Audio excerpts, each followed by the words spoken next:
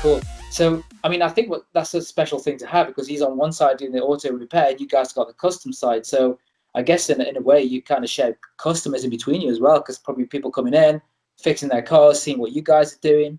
I wasn't taking on anything else other than that Bronco. There's so much custom fab work on that Bronco that it didn't get any awards, which amazed me. It happens. I mean, there's so many cars at SEMA that I feel are deserving of awards because there's so many of them. Every single year, I'm like, that could win, that can win, that can win. But I guess they only have a certain amount of people, I suppose. But it's just how it is.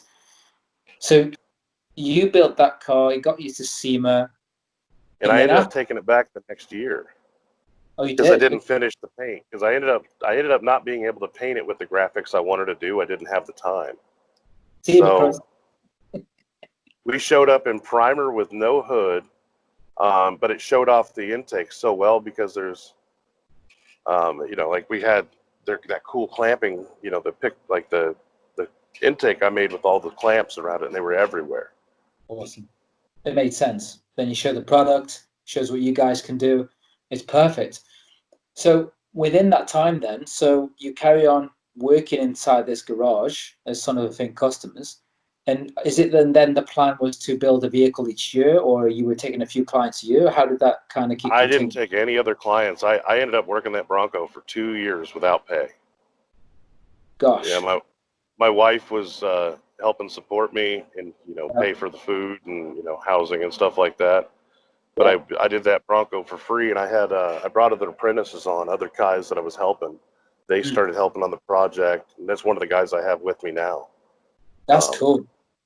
Do you know, I think that's beautiful because, your wife believes in your dream and your passion, your skill. And I think that's why I was saying earlier on, we were talking a bit earlier, how, when you're in a couple, I think it's amazing how when you see people who actually connect like that and support each other. And we saw it when we met you guys in person, and for her to do that's incredible because she believes in the bigger vision that you have, which I think is insane. And you're not just a custom shop, which is one of the things I respect about you, because I think sometimes when you're old school, you kind of forget to evolve. Now you have all these amazing skills, but then you don't evolve with the digital and you don't share that knowledge. Like you said, you've got apprentices with you, so you're passing on that knowledge as well, which is amazing. So you're continuing that whilst honing on your craft, which you have done. And so for me, what's quite interesting is then when we first met, we then spoke about Gary Vaynerchuk. He's obviously a huge mentor of ours. He speaks the truth. He's authentic. He really tells people, hone in your craft. Don't believe all the bullshit from people. Do your thing. And then you share with us this, yeah, he's cool because I've met him. And I'm like, shit, we met him as well. And we're like, how did you meet? And then you shared a video on the internet. And I'd love for you to, how you got to obviously, not meet, but how did you hear about him first and foremost? And then how did it transition for you to be on his show, talk to him live? I'd love to hear that story. Basically, it was kind of right after that Bronco. I had finished it. SEMA had just ended. We had done really well and decently well. And it was that December, right before I actually went to visit my wife for Christmas, that I was goofing around on Facebook, and I ended up catching one of his videos. And I was like, whoa, who is this dude? It's like speaking right to me. Everything he's saying is like talking directly to me. And then I just started consuming so much of his content. So the whole time, like on the plane over, I downloaded, podcasts that he had done. And I'm listening to it on the plane. I'm taking notes.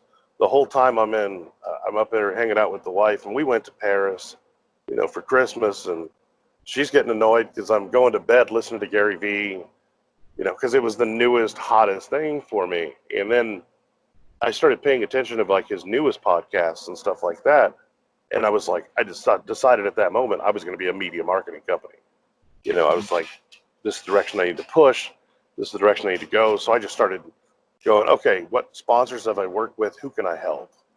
Who can I help market? Who can I help? Because they're all smaller companies, how can I help push them to the top? And I'm like, fuck, I'll take them on, you know, like as clients, and I'll just start pushing media for them for free, and they'll just give me more gear, you know. So then I developed the idea of like getting sponsors for the car and taking videos of the car, and then being able to supply that to the sponsor, being able to support them on social, they support me on social, so then we can just trade parts for social, you know, because they're getting enough exposure, it's worth it on the marketing, because they can use it on theirs, I can use it on mine, Yes. and it works out good for everybody. And I ran across a situation that really was bothering me. There was two companies I could work with, and it was, one of them had a superior product, but the marketing money was less, and the other company was making claims on a product that weren't true. But Okay. I was kind of friends with that side. And that's why when I asked Gary, I had that loaded question, because it was something I was dealing with. And then when I waited to find the right guest. I waited for the right moment, the right guest, because I noticed they would post up like 2 days prior about asking questions. You know, if you'd like to ask questions to Gary. And Aaron Dingman came on, and he is the CEO for all this other badass stuff, guy that would just be able to answer the exact same question that I could pose to Gary. So it would be a great conversational piece for both of them. So it was really picky on who I picked as the guest, because, you know, he brings on celebrities and stuff like that. I wanted a question that was like a loaded up, ready, baseball bat, great conversational question. And when I saw the Aaron Dingman come up, I was like, ha, now we got to wait for the moment they ask the question, and I'm going to cover every platform. I'm going to email him direct. I'm going to email all of his people direct. I sent out like 40 messages. You know, and I curtailed each one different to each person. So it wasn't like copy, paste. And they noticed that. It was like personal messages to each person. Like May, one of the people he works with, I sent a direct message, you know, to her and this person, posing that question, and on all Instagram, Facebook, all the media platforms. I covered all of those. And I swear to you, the next morning I had like 3 replies saying, "You're good. Be ready at this time." Wow. That's incredible. And I think you've done it the right way, because I think a lot of people, when they want that kind of exposure or somebody to help them, they just do it in a way that's not quite how it should be. And you went completely different. You took your time to reply to every single person, not just him, his team. You cared, and you had a valid question